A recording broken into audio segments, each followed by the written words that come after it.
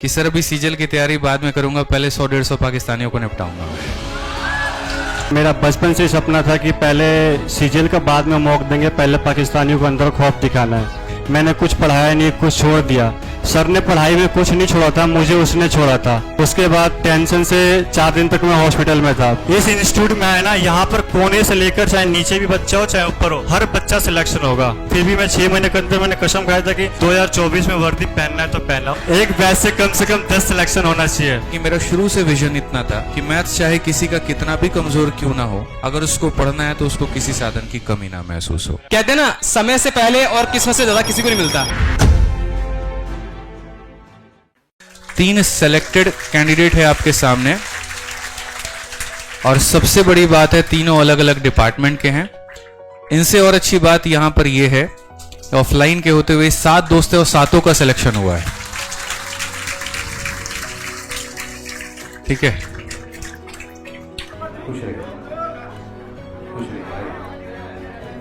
तो यहां पर मैं अगर यहां से शुरुआत करूं तो इनका नाम है मनु यादव, और ये इसी ऑफलाइन हॉल में बहुत अच्छे से जानते हैं, ऑफलाइन हॉल से ये पढ़े हुए हैं। और बाकी दोनों जो हैं, योगेंद्र है ना, योगेंद्र और आप गौरव, ठीक है, ये दोनों ऑनलाइन से पढ़े हैं। आपका किस डिपार्टमेंट में सिलेक्शन हुआ है मनु? बीएसएफ में, और आपका सीआरपीएफ में। ठीक है, कल ये ऑनलाइन में आए थे, बहुत कॉल मनु का एक बड़ा प्यारा सा लाइन है कि सर अभी सीजल की तैयारी बाद में करूंगा, पहले 100-150 पाकिस्तानियों को निपटाऊंगा मैं। और लड़के की पोस्टिंग भी हुई है जम्मू कश्मीर में, पहली पोस्टिंग ही वहीं पर हुई है। ठीक है, बहुत बहुत शानदार लड़का है, और भी जोश बहुत है इसके अंदर में, बाकी कुछ ये खुद ही बताएगा। ठीक है, तो मेरी तरफ से बहुत बहुत बधाई आप लोगों को। ठीक है, ये लो। सबसे पहले सभी को बीएसएफ के जवान की तरफ से जय हिंद। मेरा नाम मन्नू कुमार यादव है और मैं दिल्ली से ही हूँ। जन्म तो बिहार के धरती से ही हुआ है, और मेरा बचपन से सपना था कि पहले सीजल का बाद में मौका देंगे, पहले पाकिस्तानियों को अंदर खौफ दिखाना है। तो मैं शायद ही कोई ऐसा कोई बच्चा होगा जो 16 साल की उम्र में फौज की तैयारी कर रहा होगा। मैं 16 साल की उम्र में ही मैंने इंडियन आर्मी की तैयारी स्टार्ट की थी। मैंने 2 अटेम्प्ट दिया और दोनों में एक्सीलेंट ही लगा था, जिसके कारण मेरा मेडिकल में मतलब दिक्कत आ गई थी। मैं फिजिकल का भी में दिक्कत आ रही थी, तो मैं नहीं कर पाया। फिर मैं मुखर्जी नगर में आया, तो मैंने पहली बार तो मुखर्जी नगर में बहुत ढूंढा कोई इंस्टीट्यूट मिल जाए जो मुझे सिलेक्शन दिला के मेरे हाथ में AK-47 दिलाए। मैं यहाँ पर आया तो आदित्य सर के पास आया, और सर ने बताया कि SSC GD नहीं, SSC सीजल स्वीपर सब कर सकते हो। मैंने बोला बस मुझे गन चाहिए और कुछ नहीं। सर ने एडमिशन लिया और मैं ऐसे ही पीछे बैठता था, चुपचाप आऊँगा चुपचाप जाऊँगा। सर को ये लगता था कि गुस्से में हूँ मैं। सर कल भी बता रहे थे वीडियो में कि ऐसा लगता था कि मैंने कुछ पढ़ाया नहीं, कुछ छोड़ दिया। सर ने पढ़ाई में कुछ नहीं छोड़ा था, मुझे उसने छोड़ा था, इसलिए उदास था। मैं लास्ट के 5 महीने ढंग से ही ऑफलाइन क्लास लिया। पहले भैया ने ये बोला कि कितना भी पेपर दे लो, कितना भी मॉक दे लो, जब तक सिलेबस नहीं होगा तब तक कुछ नहीं होने वाला। पहले सिलेबस करो, उसके बाद ही कुछ हो पाएगा। मैंने सिलेबस किया और मतलब अभी 70-80% ही सिलेबस किया, और फरवरी के मार्च में मेरा यूपी पुलिस का 18 को पेपर था और 27 को GD के था। मैं 18 को यूपी पुलिस का पेपर दिया, तो आपको पता ही है कि यूपी पुलिस में क्या हुआ था।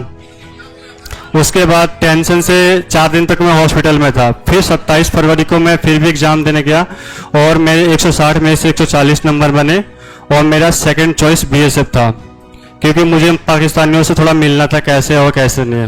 तो मैं भी इसी ऑफलाइन से हूँ, और मैं आगे सीजल की तैयारी कर रहा हूँ। और भैया के सामने मैंने कसम खा के गया हूँ कि 2026 में सीजल निकालूंगा, क्योंकि 2025 में मेरी जम्मू कश्मीर श्रीनगर हमामा में ट्रेनिंग चलेगी। तो 25 में मेरे को स्टडी का टाइम नहीं मिलेगा, लेकिन 2026 में फिर इसी स्टेज पे आके मैं सीजल के लिए भैया को मिठाई खिलाऊंगा, और आपके सामने फिर वही लेक्चर दूंगा जो अभी दिया हूँ। बट अभी सीजल का मौका लगाने से पहले पाकिस्तानियों को अंदर खौफ पहले जरूरी है। बाकी मैं यही बोलूंगा कि भाई यहाँ पर जितने भी बैठे हैं, मैं बता रहा हूँ कि सारे के सारे गवर्नमेंट डिपार्टमेंट जाने वाले हैं, मुझे इतना पता है। क्योंकि जो इस इंस्टीट्यूट में आया ना, यहाँ पर कोने से लेकर चाहे नीचे भी बच्चा हो चाहे ऊपर हो, हर बच्चा सिलेक्शन होगा। क्योंकि जो आपके सामने गुरु मिले ना, गुरु नहीं भगवान है। और बस कुछ नहीं करना, आप इनकी क्लास ले रहे हो, क्लास लो, क्लास लेने के बाद आप प्रैक्टिस कर रहे हो मॉक, बस इन 30 कर लो, 3 चीजों, बाकी एक दिन आप भी जरूर यहाँ मिठाई लेके आओगे। मेरा भी उस कोने में बैठा रहता था, मेरे को भी सोचता था कि मैं क्यों नहीं यहाँ पर आ रहा, लेकिन कभी कभी हो जाता है। फिर भी मैं 6 महीने के अंदर मैंने कसम खाया था कि 2024 में वर्दी पहनना है तो पहनना। और फरवरी में मेरा एग्जाम हुआ था और अभी तक मैंने लगभग 8 महीने तक मैंने पढ़ाई की ब्रेक दी है, फिर भी सीजीएल में अच्छे स्कोर आ रहे हैं। लेकिन मैं एग्जाम 2025 का नहीं दे पाऊंगा, बट 2026 में जरूर डब्बा का मिठाई आएगा यहाँ पर। ऑफलाइन का आईडी कार्ड है? अभी मैं ये देख रहा हूँ डेट ऑफ एडमिशन कितना है, 6/10/2022, मतलब 2 साल अप्रोक्स हो चुके हैं, 6 महीना गैप भी किया था। तो कल ये बता रहे थे यहाँ पर कि सर ऑफलाइन वालों को वीओडी बैच मिलता है, ठीक है, तो उस वीओडी बैच का क्या क्या किया था वो भी बताओ एक बार। तो मैंने अपना वीओडी बैच मैं अपने मामा को दे दिया था कि आप इससे यूपीएससी निकालो और बाकी मैं ऑफलाइन क्लास जा ही रहा हूँ। तो मैंने उस बैच के 2 फायदे उठाए कि मैं अपने मामा को भी सीसेट क्लियर करवाया और मैं भी क्लियर किया, और उस बैच को अभी भी है और मैं अपने और दोस्तों को दिया हूँ, ताकि एक बैच से कम 10 सिलेक्शन होना चाहिए। और हमारा ग्रुप 7 से 8 बच्चों का था, ऊपर ही था। नहीं देखो, वीओडी बैच को बनाया है इसीलिए है कि 699 की फीस सिर्फ कोई बच्चा एक बार देगा, वैलिडिटी उसकी लाइफ टाइम है, और जितने डिवाइस में देखना चाहता है वो उतने डिवाइस में देखे, उसमें कभी ये ना रहे। इसीलिए अच्छा ये भी नहीं किया कि हाँ इसको VOD 2.2 है तो फिर अगले महीना या 6 महीने के बाद में VOD 3.2 आएगा, उसी में चीजें अपडेट होते रहेंगी। अगर कोई मेजर अपडेट आया तो उसके बाद में वो हम पूरा बैच बदल देंगे। जब वो भी लेकर के आते हैं तब भी पीछे वालों को ऑप्शन देते हैं कि अगर तुम 2.2 से 3.2 में आना चाहते हो तो आ सकते हो, कोई एक्स्ट्रा चार्ज नहीं है, ठीक है। कारण सिर्फ और सिर्फ यह होता है कि मेरा शुरू से विजन इतना था कि मैथ्स चाहे किसी का कितना भी कमजोर क्यों ना हो, अगर उसको पढ़ना है तो उसको किसी साधन की कमी ना महसूस हो। जब पढ़ाना मैंने शुरू किया था ऑनलाइन में ना, तो बैचेस की फीस लगभग 2000 के करीब में होती थी और वैलिडिटी 1 साल की होती थी। 9 महीने तक टीचर पढ़ा रहा है और 1 महीने की वैलिडिटी बच्चे को मिल रही है। अब वो बड़ा प्रॉब्लमेटिक हो जाता था। तो अब ये बड़ा अच्छा लगता है यहाँ पर कि कोई बच्चा एक बैच से पढ़ रहा है, सेलेक्ट हो रहा है, वो दूसरों को भी ट्रांसफर कर दे रहा है। अब बिजनेस करने के कई सारे तरीके हैं, लॉगिन लिमिट चेंज कर दीजिए, 1 डिवाइस पे कर दीजिए, जो बाकी प्लेटफॉर्म्स पे भी होता है। बट मेरा मानना यहाँ पर है कि अगर पढ़कर के सिलेक्शन हो रहा है तो दिक्कत क्या है, ठीक है। बढ़िया बात ही तो है, यहाँ पे बड़ा अच्छा लगता है। और बाकी 2 ऑनलाइन के हैं छात्र हमारे। साथियों, मेरा 2023 में मैंने VOD का सर का बैच लिया था 700 रुपये में, और पहले तो सिलेबस पूरा किया मैंने, उसके बाद रिवीजन शुरू कर दी।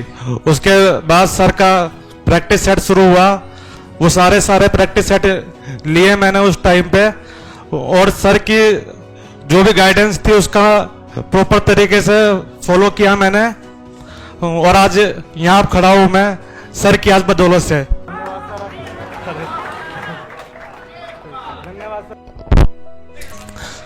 बस यही चीज अब कहना वो अब चाहूंगा कि अगर आपको भी अब सिलेक्शन लेना है तो ना सर की ना गाइडेंस को अच्छी तरह से फॉलो करिए और सिलेक्शन लीजिए, सिलेक्शन आपका जरूर होगा। बस यही कहूंगा। जय हिंद साथियों। एक छोटी सी बात हम कहेंगे कि जैसे ऑफलाइन पढ़ते हो, ऑफलाइन में पढ़ते वक्त में जितना पढ़ा रहे उतना पढ़ो, प्रैक्टिस अपनी SSC मैथ वाली बुक से पूरी बेहतर तरीके से करो। और जैसे जो स्पेशली सीजल की तैयारी कर रहे हैं तो उस टाइम पर मैं हमेशा एक मैराथन लेकर के आता हूँ। कभी भी देखना, जैसे सीजल अभी 2024 आया था, कौन सी मैराथन आई थी मेरी? 51 दिन 51 मैराथन। 2023 में कौन सी आई थी? ठीक है, 50 दिन 50 मैराथन था उसमें। और 2022 में 60 दिन 60 मैराथन। तो जब ये मैराथन्स लेकर के आते हैं ना, तो वो पूरा सिलेबस का निचोड़ होता है। वो एक ऐसी मैराथन होती है जहां पर कोई बच्चा अगर मुझसे ऑफलाइन पढ़ रहा है, कोई मुझसे ऑनलाइन पढ़ रहा है या कहीं पर भी पढ़ रहा है, तो वो उस मैराथन को अटेंड जरूर करता है, क्योंकि वो उसके लिए एक प्रैक्टिस सेट का काम करती है। मतलब आप पूरे 9 महीने के सिलेबस को 50 वीडियोस के माध्यम से समेटते हो और पूरा वो रिकॉल होना शुरू हो जाता है। जैसे आज आपने औसत में जो पढ़ा या बाकी टॉपिक्स पढ़े, तो उनको अटेंड किया करो, ठीक है। अक्सर देखना यहाँ पर कि जो भी बच्चा सिलेक्ट होकर के आता है उसके हाथ में जैसे 2 चीजें रहती है, सर यूट्यूब की मैराथन होती है या VOD बैच होगा, दोनों में से कोई एक होगा। VOD बैच जिसने पढ़ लिया तो मैराथन की नीड नहीं है, ठीक है। और बाकी फॉर्मूला बुक आपका रहता ही रहता है। गाइडेंस की है तो गाइडेंस में ऑफलाइन में अगर हम लोग गाइडेंस देने लगेंगे ना, वो फिर बड़ा हेक्टिक हो जाएगा, इतना हो जाएगा यहाँ पर कि आप देखो फिर सिलेबस हमारा और लंबा चलाता जाएगा। तो मैं कोशिश करता हूँ कि जो मेरी गाइडेंस की वीडियोस है वो सारी की सारी यूट्यूब पर जाए, वहां पर आप फॉलो कर लो टॉक्स वाला जो हमारा चैनल है, उससे बढ़िया से आपका हो जाएगा। ठीक है, बाकी आप भी कुछ कहना चाहते हैं? सभी जवानों को जय हिंद। क्या हाल है दोस्तों? मेरा सिलेक्शन सीआरपीएफ में हुआ है।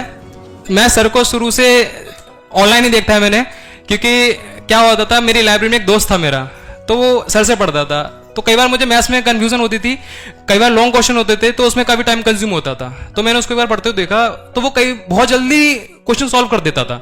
तो मैंने उससे पूछा, भाई किन सर से पढ़ता है? तो वो मैंने शुरू से सर से ऑनलाइन ही पढ़ा है, और सर से आज रूबरू हुआ हूं, तो सर से मिलकर बहुत खुशी हो रही है। इसका मैं तहे दिल से सर का धन्यवाद कहना चाहूंगा। और कल मैं सर से स्टूडियो मिला जाके, तो सर से मिलकर ऐसा लगा, मतलब इनका जो व्यवहार है बहुत ही मृदुल और निर्मल है। मैं प्रशांत सर से मिला, बाकी विक्रमजीत सर से मिला, उनका व्यवहार सच में बहुत ही निर्मल है, बहुत ही व्यवहारिक है। नहीं, सच में सर बहुत अच्छे हैं, और सर का तहे दिल से धन्यवाद कहना चाहूंगा कि सर ने मुझे स्टेज पे आने का मौका दिया। और ये स्टेज पे आने का मौका आप लोगों को भी मिलेगा, लेकिन हर किसी का एक टाइम होता है। कहते हैं ना, समय से पहले और किस्मत से ज्यादा किसी को नहीं मिलता। तो समय भी सबका आता है और किस्मत भी सबकी आती है, लेकिन ये हर चीज का टाइम होता है ना। चलो, बाकी तहे दिल से धन्यवाद आप सभी का। बाकी मेरी तरफ से आप लोगों को बहुत सारी शुभकामनाएं आगे के लिए, और एक छोटा सा प्यारा सा गिफ्ट भी है भाई। ठीक है, ये आराम से आप बाद में खोल के देखना। ठीक है, ये आपके लिए और ये आपके लिए। आप लोगों को एक ही बात कहेंगे कि देखो, कोई भी चीज का समय है ना, वो कम नहीं है। ठीक है, सुन तो लो पहले, टेंशन मतलब वो वाला गिफ्ट नहीं है जो तुम उसको देते हो। ठीक है, ये वो गिफ्ट है जो ये कहीं पर भी रख सकते हैं, कहीं पर भी देख सकते हैं, और एक ऐसा है जो इनके साथ में हमेशा रहेगा। आप लोगों से इतना कहना है कि समझो 2025 में बहुत अपॉर्चुनिटीज हैं, एसएससी है, बैंकिंग है, रेलवे है, लाखों की संख्या में वैकेंसी है। तरीके से अगर मेहनत करोगे, तरीके से अगर पढ़ाई करोगे, तो बहुत होगा आपके पास में अपॉर्चुनिटी, बहुत सरकारी नौकरियों की लाइन लग जाएगी। एक जॉब निकलेगा, उसके बाद में जो सबसे बड़ा कॉन्फिडेंस आता है वो ये देखो, लोग कहते हैं ना कि सर आपके एक साथ में 8-8 नौकरी, 5-5 नौकरी कैसे हो गई? कारण बड़ा सिंपल था, एक जॉब निकाला, सीधी सी बात है। सीएचएसएल की मेरी पहली जॉब लगी थी, और उसके बाद में बैक टू बैक फिर सारे गवर्नमेंट जॉब लगते चले गए। फिर मैं दिल्ली पुलिस भी हुआ, सीपीओ में, फिर सीजल में एक्साइज में हुआ, और बाकी सारे हो गए। सेम कहानी आपके साथ में, क्योंकि फिर गलती करने के जो सिली मिस्टेक्स होते हैं वो कम हो जाते हैं। तो तैयारी करो अच्छे से, बहुत अपॉर्चुनिटी है आपके पास में, जो जॉब चाहोगे आपका आराम से इसमें हो जाएगा, कोई दिक्कत नहीं है। ठीक है, तो आप लोग मेहनत करिए अच्छे तरीके से। बाकी आज के लिए इतना ही है, फिर मिलेंगे। बहुत बहुत धन्यवाद, थैंक यू।